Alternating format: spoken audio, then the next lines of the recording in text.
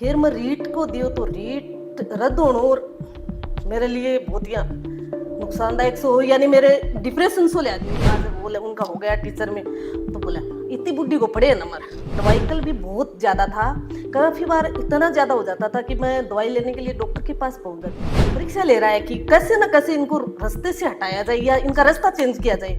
समाज के लोग यही कि आज कहाँ जा रही है पत्तों को नहीं खराब होती, फिर उनको ये लग रहा था कि ना हो तो अच्छा। हैं फूल रोकते कांटे मुझे चलाते, मरुस्थल पहाड़ चलने की चाह बढ़ाते। सच कहता हूं जब मुश्किलें नहीं होती हैं, मेरे पग तब चलने में भी शर्माते। है नहीं स्वीकार दया अपनी भी, तुम मत मुझ पर कोई एहसान करो। मैं तूफानों में चलने का आदी हूं, तुम मत मेरी मंजिल आसान करो। नमस्कार, कलाम एकेडमी के डिजिटल प्लेटफॉर्म पर मैं विवेक पारेख आप सभी का हार्दिक स्वागत, अभिनंदन, आदाब, आभार, इस्तकबाल, खैर मकदम करता हूं और आप सभी के बीच उपस्थित हूं एक बेहद महत्वपूर्ण संवाद, एक बेहद महत्वपूर्ण परिचर्चा लेकर। किसी दौर में हमारे युग के गीत ऋषि गोपाल दास नीरज जी ने जब ये पंक्तियां लिखी होंगी तो संभवतः उनके मानस में ये विचार अवश्य होगा कि कोई विद्यार्थी आने वाले समय में ऐसा आएगा जो तमाम मुश्किलों को धता बताते हुए सफलता के उन पन्नों पर स्वर्णाक्षरों में अपना नाम अंकित करवा जाएगा। और आज एक ऐसी ही विद्यार्थी हमारे बीच मौजूद है। ये कहानी आपको इसलिए भी सुननी चाहिए क्योंकि अक्सर हम असफल होने पर कई तर्क देते हैं। समय नहीं था, पहली तैयारी थी, कोई व्यवस्था नहीं थी, कोई मार्गदर्शक नहीं था, पुस्तकें ज्यादा थी, शारीरिक तकलीफें बहुत हैं, उत्तरदायित्व बहुत हैं, घर परिवार इतनी जिम्मेदारियां। लेकिन ऐसे में लक्ष्मी जी की ये कहानी आपको इसलिए सुननी चाहिए क्योंकि ऐसी तमाम कमियों की और बहानों की फेहरिस्त को एक झटके में झूठा बताते हुए एक महिला जिन्होंने पहली बार 2022 में एग्जाम दी, फर्स्ट ग्रेड की स्कूल व्याख्याता की, और वो भी तब जब उन्होंने बीएड 2009 में की थी। इस बीच में अपने परिवार की जिम्मेदारियों को निभाया और जब पहली बार लगभग एक दशक का समय बीतने के बाद जब एग्जाम दी तो पूरे राजस्थान में 348वीं रैंक हासिल की हिस्ट्री सब्जेक्ट से, स्कूल व्याख्याता से। ये कहानी इसलिए भी सुननी चाहिए क्योंकि ये एक जिम्मेदार बेटी की कहानी है, एक जिम्मेदार बहू की कहानी है, एक पत्नी की कहानी है, एक माँ की कहानी है और तमाम मुश्किलों से लड़ने वाली एक जिद्दी विद्यार्थी की कहानी है। मैं बात कर रहा हूं भोज देसर की बेटी की, उदनसरी की बहू की, हमारी सीमाओं की सुरक्षा में रत एक जाबाज सिपाही श्री राम कुल्हरी जी की पत्नी की, और उन सब से ऊपर एक ऐसी माँ की जिन्होंने अपनी बिटिया को पढ़ाने की जिम्मेदारी को भी निभाया और खुद पढ़कर भी अव्वल अंकों के साथ सेलेक्ट हुई। सबसे पहले कलाम एकेडमी के प्लेटफॉर्म पर मैम आपका बहुत बहुत स्वागत है। आपके बारे में बताते हुए मुझे बहुत गर्व की अनुभूति हो रही थी। मैम बहुत शुभकामनाएं। आप स्कूल लेक्चरर जैसी एग्जाम जो कि हर विद्यार्थी का सपना होती है कि मुझे एक दिन स्कूल लेक्चरर बनना है, आपने उस एग्जाम को क्रैक किया, 348वीं रैंक के साथ क्रैक किया। मैं सबसे पहले तो यही पूछूंगा, अब जब आप पीछे मुड़कर देखती हैं तो कैसा लगता है? सर पीछे मुड़ के ऐसे एक सपने जैसे ही लग रहा है कि मैंने कभी सोचा नहीं था कि लेक्चरर, एक नाम ही सुनती थी कि लेक्चरर सवदर, पता नहीं कितनी बड़ी महान विभूतियां होती होंगी लेक्चरर जी।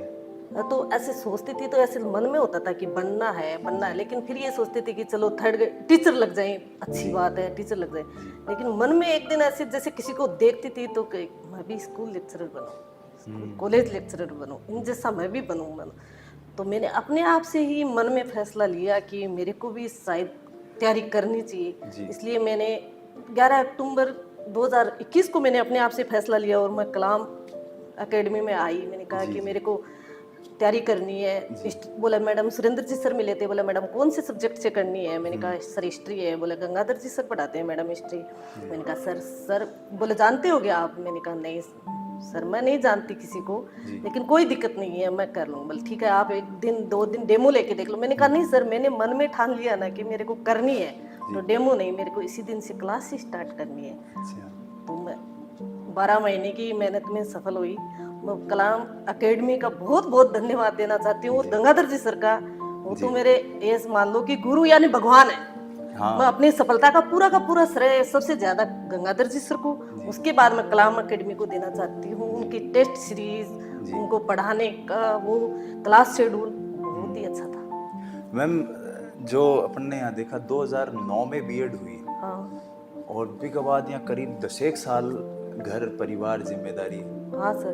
तो मन में यार कदे तो यहाँ रही उसी कि यार आप लेट तो नहीं होगा, आपने बाद में तैयारी कर बड़ी यहाँ सेलेक्ट हो रही है। नहीं नहीं सर, यहाँ लाग तो के जिया सारा लाग रहे हैं, मन नौकरी तो लाग रहा है और मन पढ़नो है, लेकिन परिवार की इतनी जिम्मेदारी है के बीच में क्या तरह टाइम जो ही मन मौको मिलो 2020 के मां तो मैं भी मौका नहीं छोड़े पड़ी फिर कोरोना काल तो बीच में जाके कोई एग्जाम आतो जना एग्जाम आतो सर, मैं जिया कई बार एग्जाम देती। तो 2018 को रीट दियो, हाँ, और एक में दियो 2012 को रीट। अच्छा, तो 2018 में मेरे रीट क्लियर होगी।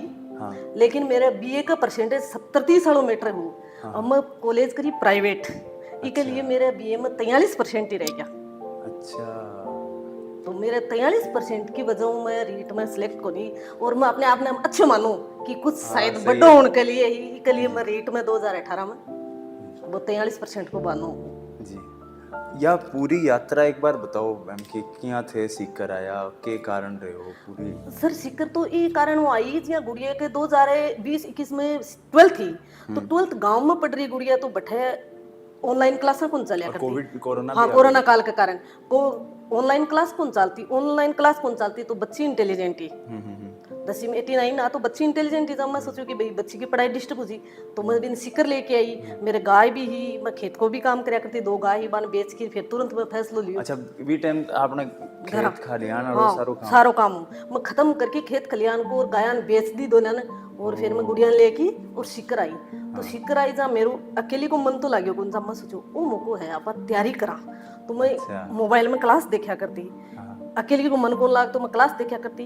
फिर मैं रीट को दियो, तो रीट रद्द होना और मेरे लिए बहुत ही नुकसानदायक सो, यानी मेरे डिप्रेशन सो ला दियो एकदम कि रीट रद्द होगी, बहुत अच्छे स्कोर। और तो मैं अपने आप से मन में फैसला लियो कि ठीक है मन रीट करनी को नहीं, आज के बाद मन फर्स्ट ग्रेड करनी है। तो मैं सर ने फोन मिलायो कि साहब ने कि मन फर्स्ट ग्रेड करनी है। बोले मैडम तेरो फैसला है, अपने आप देख ले, तू अगर फर्स्ट ग्रेड करना चाहे मारो कोई करना भाई, तू करना चाहो तो कर, लेकिन काल ने मेरी तैयारी को नहीं हुई बात चीज मत बोलिए, मुझको नहीं कौन बोलूं।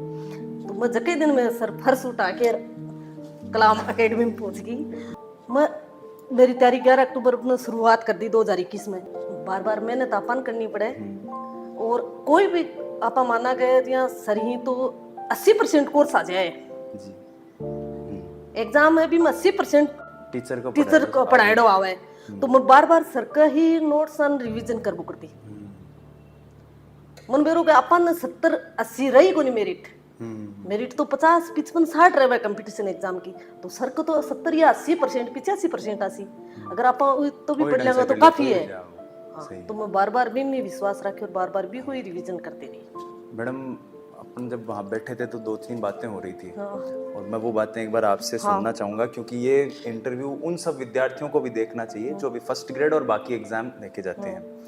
कई बार हम भावनात्मक चीज़ों से इतने उलझ जाते हैं जिसके कारण हम सफल होते हुए असफल हो जाते हैं, और कई बार हमारी शारीरिक क्षमताएं बीच में बाधा बनती हैं।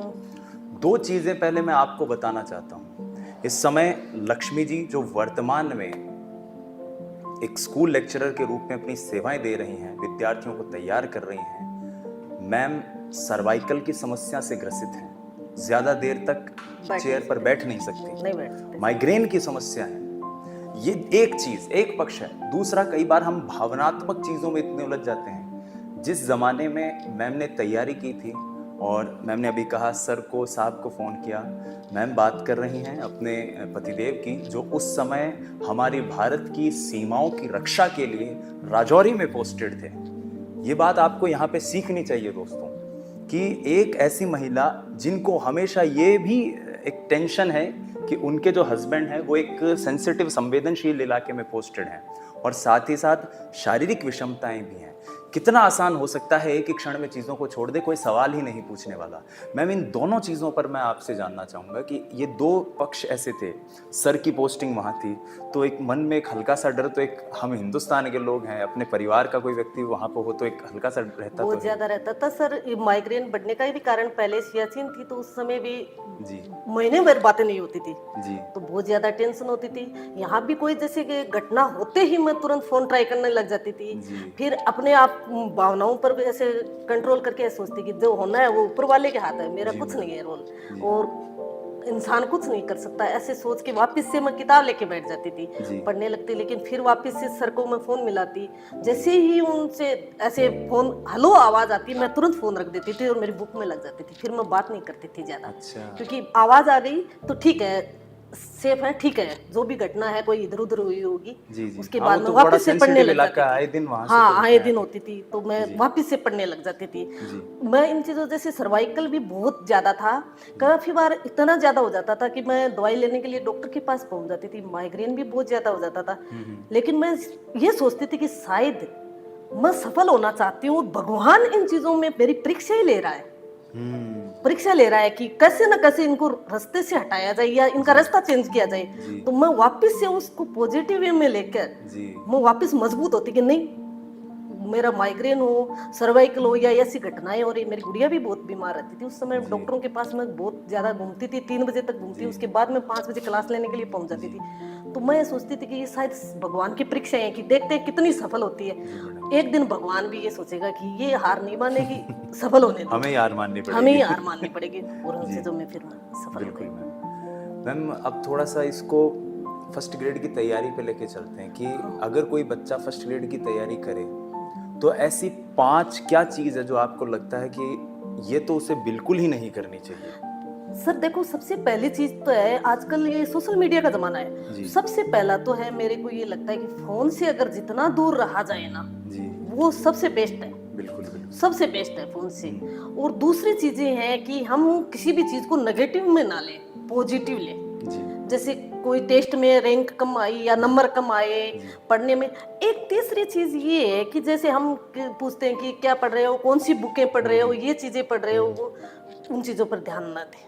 हाँ, बस उससे ऐसा हाँ, लगता है कि जितना यार सिलेबस हमारे पास है या हम कोचिंग कर रहे हैं तो सर जितना करवा रहे हैं उसी पे ध्यान रखें। क्योंकि बुक तो हमें बार बार, हमें हमारी मेहनत तो है, वो सफलता तो वो लाएगी, मेहनत करेंगे भाई। बुकें तो अपने आप से सफल कर नहीं सकती, वरना तो मैं ही 1000 बुक रख लूंगी, क्या सफल हो जाऊंगी? नहीं होंगी। तो इसके पीछे हमें यही है कि भाई जितनी एक है या दो हम चीजें रख रहे हैं उस पर ही बच्चा बार बार रिवीजन करे। मैंने सर 17 बार रिवीजन किया था। 17 बार जो सब्जेक्ट के नोट्स थे आपके? सब्जेक्ट के नोट्स थे। जी और एक कंटिन्यूटी, जी रूटीन रखें। सबसे बेस्ट चीज ये नहीं कि आज संडे है चलो बाहर घूमने के लिए चले गए, आज शादी ब्याह आ गए, नहीं उसमें आप तो मतलब पूरी परिवार की जिम्मेदारी एकदम से नहीं। लेकिन सर मैंने है ना 1 साल 7 दिन लगातार तैयारी की थी। मैं ये मानती हूँ आजकल जैसे बच्चे बोल देते हैं कि नहीं टाइम नहीं मिलता है, तैयारी नहीं कर पाते, घर परिवार भी है, घर परिवार भी रहते हैं, बच्चे भी रहते हैं, सारी तो क्यों ही हाँ हाँ सारी चीज थी। घर परिवार सर जी। बड़ी मैं थी तो घर चलाने की जिम्मेदारी भी मेरी थी, क्या खेत में हुआ है। लेकिन हम अगर 12 महीने किसी चीज की तैयारी को दे दें तो फर्स्ट ग्रेड है, असिस्टेंट है, कोई ऐसी चीज नहीं है जिसे जो हम नहीं क्रैक कर नहीं पाते। हो हाँ, क्रैक नहीं होती, जी मैडम ऐसी कोई चीज नहीं है। तो मैं तो आज के युवा वर्ग से यही कहना चाहती हूँ, क्योंकि मैंने जैसे ही यहाँ आई टेस्ट दिया था जी और उस टेस्ट में मेरी 3री रैंक आई, और हम उस समय क्लासरूम में काफी बच्चे बैठे थे। तो मैंने ये सोचा कि मैं 2009 में और मैंने 2003 में रेगुलर पढ़ाई छोड़ी थी, उसके बाद तो मैंने प्राइवेट किया प्राइवेट ही है। करी आपने हाँ, जी उस प्राइवेट में छोड़ने के बाद यानी कम से कम भी मेरे को देख लो 19-20 साल हो गए चीजें छोड़े हुए। उसमें भी अगर मैं 3rd रैंक ला रही हूँ और बच्चे तो आज ये फ्रेश आ रहे हैं, वो बच्चे कुछ जो नहीं कल कर ही रहे। जिन्होंने बीएड किया है, जिन्होंने बीए किया है जी, वो आपकी तो वो भी रेगुलर नहीं है। हाँ वो भी रेगुलर, तो वो चीजें बैठे हैं, फिर इसका मतलब ये पढ़ते नहीं है। हाँ तो मैंने वो पॉजिटिव वे में लिया कि मैं कुछ भी कर सकती हूँ। मैम, एज फैक्टर को लेकर कई बार आस पड़ोस का, स्कूल कोचिंग का बाकी विद्यार्थी भी कहता हो भाई थारी तो एज होगी यहाँ पढ़ोगा। नहीं सर, एज फैक्टर का ऐसा है, जैसे मैंने यहाँ कोचिंग ज्वाइन की थी तो उस समय शायद 38 साल के आसपास थी। जी तो उस समय ये लगता, पहले भी मैं काफी बार कंपटीशन देने के लिए जाती थी तो समाज के लोग यही कि आज कहाँ जा रही है। अच्छा। हाँ, फिर यही बोलते पत्तों को नहीं खराब होती फिर है। ओ। तो वो बातें भी मेरे को सुनने मिलती थी। फिर एज फैक्ट का जैसे ही मेरा रिजल्ट आया डबल में, तो उसमें वहाँ के गांव में तो वो ये चीजें होती है, पता तो चल ही जाता है। तो बोला डबल में हो गया, डबल में हो गया, नहीं आज बोले उनका हो गया टीचर में। तो बोला इतनी बुढ़ी को पड़े नंबर। अच्छा। हाँ, इतनी बुढ़ी को पड़े नंबर। फिर बोला नहीं आ गया। फिर उन्होंने पता किया कि डबल की आई है फिलहाल सूची, 12 जून को आई थी। अच्छा। तो उसमें बोला 12 जून, डबल में आया है, सिंगल में आएगी तब पता चलेगा।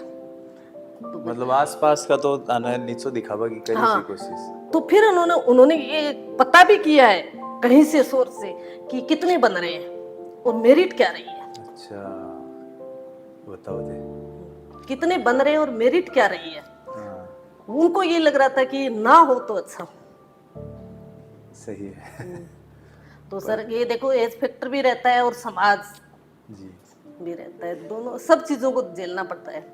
मैम, जो अभी तैयारी कर रहे हैं फर्स्ट ग्रेड की, क्योंकि फर्स्ट ग्रेड की एग्ज़ाम आने ही वाली है, आने वाली है। तो उसमें क्या बच्चों को लास्ट टाइम पर क्या करना चाहिए? सर मेरा तो यही है कि जो हमने पढ़ा है ना उसी को ही बार बार रिवीजन किया जाए।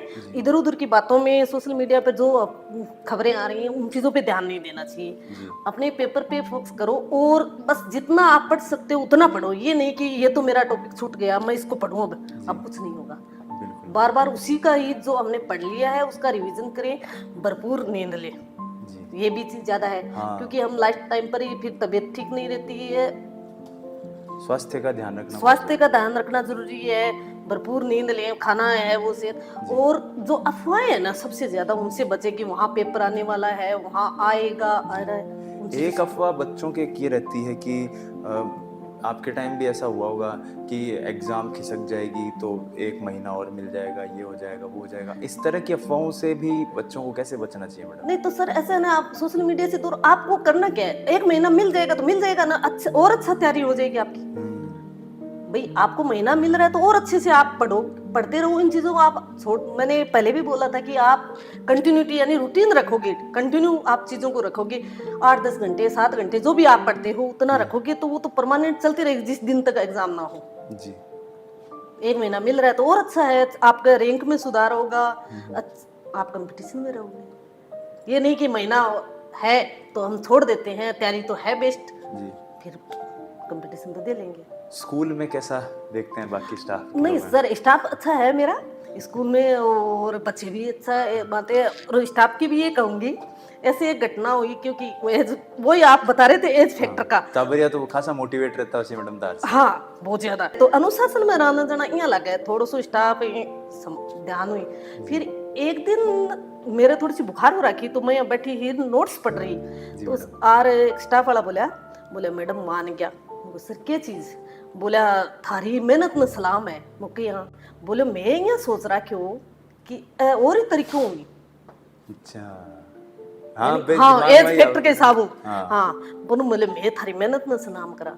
मैं को सर तेज की चीज सोचो नहीं, बात चीज अगर मन करनी होती ना तो वो बहुत पहले लाग चुकी होती। हाँ सही बात है। इतनी साल फिर मैं क्यों कराई। हाँ। और बच्चा भी काफी मोटिवेटर में एकदम, क्योंकि आजकल वही बात है कि जो बच्चों इंटेलिजेंट है या जो बच्चों पढ़ाई में होशियार है वो यहाँ चाहे का क्लास है या मेहनत होती रहे, बहुत अच्छी बात है। मैम हिस्ट्री सब्जेक्ट पर बात करेंगे अब अपन थोड़ी देर कि हिस्ट्री के जो 3 पक्ष हैं अपने प्राचीन, मध्यकालीन और आधुनिक भारत, फिर राजस्थान को इतिहास भी, तो इन दोनों को किस हिसाब से तैयार करना चाहिए अगर हिस्ट्री के बच्चे अगर इस वीडियो को आपके इस वीडियो को देखें तो? सर हिस्ट्री का हिसाब तो है कि जब को पोर्शन को वेटेज ज्यादा है आप भी ज्यादा जी मैडम देवा टाइम, और जे राजस्थान को वेटेज बहुत कम है और राजस्थान को हर कंपटीशन में आवे, और जब कुछ चीज आपने रवे जी आपने राजस्थान आपा जुड़ेड़ा हाँ तो भी की चीज आपने जल्दी याद हो जाए। बार त्योहार तो अपन भी याद रहे यहाँ याद रहे बार त्योहार सगली चीज। और मेरा मानना है कि जी एशियंट इंडिया है,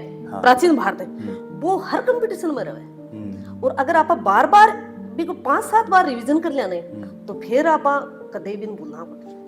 एक और टाबरा कह रहे मैम कि जगह स्टैंडर्ड बुक्स है ए लिया वहाँ या गाइड लियावा या सरां का नोट्स पढ़ा, फिर लगे कि किताब पढ़ लिया, गाइड पढ़ लिया, नोट्स पढ़ लिया, इमें ही बाका घोड़ में थोड़ा चालती रहे। तो आपने खुद ने क्या किया मैडम, थे के चीज करी? मैंने सर के नोट्स पर ही सारा दारोमदार था। गंगाधर सर के हाँ, गंगाधर जी सर का। फिर एक थोड़ा मैंने स्पोर्टिंग के रूप में उनको सहायक पुस्तक के रूप में मैंने आर्य की गाइड रखी थी जी। इन सबसे बेस्ट चीज मेरी ये थी कि जैसे सर ने आज पढ़ाया ना, मैं जाते ही सर के नोट्स वापस से पढ़ती तुरंत, अच्छा। जाते ही पढ़ती और फिर आर्य की गाइड को पढ़ती। और वो चीजें जो मान लो कि कई बार कुछ चीजें छूट जाती है, वो उसी में मैं सर के नोट्स में ऐड कर देती थी। अच्छा। उसी समय वहीं पे, उसके बाद नोट्सों को बस पढ़ते। फिर मैंने लक्ष्य लिया था कि 1 महीने में 2 बार पढ़ना है मेरे को पूरे नोट्सों को। वर्ल्ड हिस्ट्री है, एशियंट है, पूरी क्लियर हो जानी चाहिए। तो मैंने ना उनको पूरे पढ़ा। फिर मैंने किया कि अब मेरा 2 बार हो गया, अब मेरे को सप्ताह में 1 बार हो जाना चाहिए जी। फिर मैंने ये सोचा कि 3 दिन में हो जाना चाहिए। ऐसे करके फिर मैंने रिवीजन किया। तो मैं यही बोलना चाहूंगी बच्चों को कि अगर आप कंटिन्यू उन चीज़ों को, तो इतनी स्पीडली हो जाएगा कि अपने आर्य की गाइड है या सर के नोट्स हैं, शायद 2 दिन में हम कवर कर लेते हैं फर्स्ट ग्रेड के, अगर हम बार बार रिवीजन करें। जी। एक व्यक्ति के बारे में मैं जानना चाहूँगा कि आप जब सेलेक्ट हुए होंगे तो मन लगा कि घर का सही सदस्य राजी होया, उसी गुड़िया को क्या रिस्पॉन्स हो? सर गुड़िया को रिस्पॉन्स बहुत अच्छे हो। गुड़िया तो रोना शुरू कर दिया हो। तो मुझको बेटा रो रही क्यों ही? बोले ना कि मम्मी, कि मेरा मम्मी सिलेक्ट हो गया, मेरा मम्मी सिलेक्ट हो गया। तो मुझको बेटा रोनो को नहीं सिलेक्ट हुआ? हाँ आपा जवाब। तो बोले मम्मी एक खुशी का आंसू ही। अच्छा। बहुत बढ़िया। और एक है चीज जी, अब कलेक्टर की कहानी रे, कलेक्टर लाग जाए लेकिन घर गार्जियन पूछता रहे कि बेटा पटवारी कद बनसी, पटवारी कद बनसी, आई मेरे घर खागी कहानी कि मेरा, मैं हमेशा तैयारी लगी रहती। तो मेरे पापा जी को फोन आया कर तो कि बेटा रीट कद है। मेरे पापा जी था ना, रीट को क्या करना है? तो वह बोलता कि बेटा देनी तो है ही। मैं कहता तो मैं फर्स्ट ग्रेड की, तो अक्टूबर में ही एग्जाम है और मेरी पढ़ाई भी अच्छी चल रही है, मैं 16 घंटा पढ़ रही हूँ, रैंक भी अच्छी आ रही है। तो बोले बेटा कलाम में आ रही है रैंक तो तेरी, राजस्थान में तो कोई नहीं आ रही। नहीं मैं क्यों थे तो भाई हो गया, मैं कलेक्टर बन जाऊँ तो थे पूछ तू पटवारी कर लाग सी थे बार रीट दिरा के छोड़ सियो मन। मैम हिस्ट्री में जैसे सन वगैरह ये हैं, अन्य क्या याद करता थे? ऐसा मैं ट्रिक से याद करती थी। मैंने गंगाधर जी सर की जो चीजें उन्होंने बताई थी ना, वो ट्रिक, और वो ट्रिक आज मैं बच्चों पे अप्लाई करती हूँ। बे ट्रिक तो मतलब मैं आपको काटना चाहूंगा यहाँ पे। मैं जब खुद आज का 10-12 साल पहले जब तैयारी करता है या दिमाग होना की तैयारी करा, तो भी गंगाधर सर की ट्रिक्स मतलब पूरा राजस्थान में बड़ी फेमस ही कि भाई 1472 में राणा सांगा को जन्म हुए हो, 1527 में राणा सांगा को देहांत हुए हो। तो बई ट्रिक ही या फिर? हाँ जी, हाँ जी। 1509 में जी ये है कि 1509 में तो राणा सांगा राज्याभिषेक, 1509 में कृष्णदेव राय को है। अच्छा। हाँ 1527 में ही कृष्णदेव राय, 1500 जी एक राणा सांगा खानवा के युद्ध में, फिर वो ये जी चंदेरी चली घाघरा पहन के, वो खाना खाकर चंदेरी चली घाघरा पहनकर। तो बस चीजें कई बार जी एक दिन सर अचानक अमेरिका को वो हो 5 वस्तुओं पर कर लागेड़ो, तो सर 12 चाय लेके आया। वह चीज भी काफी मजेदार ही। फिर बोले मैंने बस 5 चीजा पर है, बोले शीशो, चाय, सिक्को, वह चीज भी काफी इंटरेस्टिंग। सर की क्लास क्या, मतलब हिस्ट्री एक बड़ा बोरिंग सब्जेक्ट है मैडम। हाँ। पर सर की क्लास के बारे में बताओ। सर की क्लास के बारे में मैंने 2008 में हिस्ट्री प्रवेश किया जी। फिर 9 में मेरा बीएड था, पहली बार कंपटीशन किया 9 में था। तो 9 में मैंने बीएड की वजह से उसको कर नहीं पाई, 1 साल की थी। तो 2010 में मैंने फिर फाइनल किया। तो मेरे को इतना ही था, जैसे आज सीरीज लाके दे दी, आज बड़ा घर की जिम्मेदारी निभाते हुए, तो मेरे को इतना ही था कि महात्मा गांधी है, तिलक है, कुछ ऐसे नेताओं के नाम याद थे और वो पेपर दे के आ गई। 1 नंबर मेरे 50% से कम रह गया। तो मैंने उस समय एक टीचर था, मैंने फोन किया हिस्ट्री के कि सर मेरा 1 नंबर कम रह रहा है, मेरे को 50% पीएचडी करनी है। तो उन्होंने बोला 500 रुपए दे दो, आपका मैं फॉर्म फिलअप कर देता हूँ रीचेक का। उन्होंने नहीं किया, मेरे साथ चीटिंग कर गई। उन्होंने 500 रुपए अपने जेब में डाल लिए। अब उस समय मेरे को किसी चीज का पता ही नहीं था इतना। जैसे यहाँ क्लास लेने के लिए आई ना, उसके बाद पता चला कि हिस्ट्री तिलक, गोखले और महात्मा गांधी तक ही नहीं है, बहुत आगे है। तो सर का पढ़ाने का तरीका भी बहुत बेस्ट है जी। और मैं ये चाहूंगी कि अगर हम मान लो कोचिंग करना चाहें जी, तो एक बार कलाम एकेडमी में आके और सर की क्लास लेके जरूर देखें। Thank you madam. जी मैम, लास्ट में अब इस इंटरव्यू को वाइंड अप करते हैं। जाते जाते एक बड़ी बहन अपने छोटे भाई बहनों को जो इस बार एग्जाम दे रहे हैं, फिर चाहे वो कोई सी भी एग्जाम हो, अभी तो पाइपलाइन में आरएएस भी है, और सेकंड ग्रेड है, फर्स्ट ग्रेड है, थर्ड ग्रेड की मेंस भी आने वाली है, पटवारी की एग्जाम है, ये सारे विद्यार्थी आपको देखेंगे मैम। देखो सर, मैं यही कहना चाहूंगी कि आप अगर अपने मन से और जी जान से, मैं आप 12 महीने किसी भी मेहनत करते हो ना, तो कोई कंपटीशन ऐसे नहीं है जिसे आप क्रैक नहीं कर पाओगे। चाहे आरएस है, रीट है, कोई भी चीज है, आप मन से 12 महीने दे दो। सोशल मीडिया से दूर हो जाओ, अफवाहों से दूर हो जाओ, और जो नेगेटिविटी है, जैसे कोई साथ वाला ये कह रहा है कि रीट नहीं होगी, वो हो जाएगा, किसी का पेपर मिलेगा, अगर उन चीजों से आप दूर हो जाओगे ना, तो मैं बोल रही हूँ 12 महीने में आप चाहे आईएएस का एग्जाम क्रैक कर सकते हो। मैं मानती हूँ ये चीजें। और यही इंस्पिरेशन है मैम। आपको बहुत बहुत शुभकामनाएं आपके मार्गदर्शन में। तमाम विद्यार्थी इसी तरह से पढ़ें, आगे बढ़ें, और मैं तो ये भी चाहूँगा कि आपकी भी जो तैयारी की यात्रा है वो यहाँ तक सीमित ना रहे। जैसा कि आपने कहा पीएचडी, तो अगली बार आप जब पीएचडी की आपकी थीसिस सबमिट हो तो हम डॉक्टर लक्ष्मी जी से बात करें और आप आरएएस या असिस्टेंट प्रोफेसर जैसी एग्जाम की ओर भी रुख करें।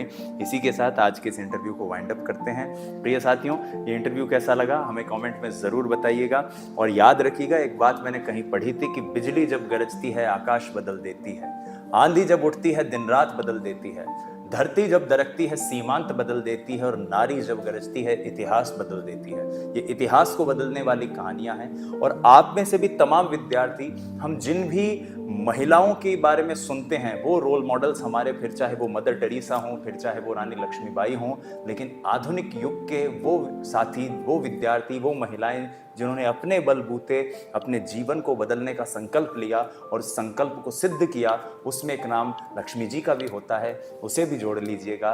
फिर मिलेंगे। धन्यवाद। जय हिंद, वंदे मातरम। स्वस्थ रहिए, मस्त रहिए, अपनी तैयारी में व्यस्त रहिए। Thank you so much.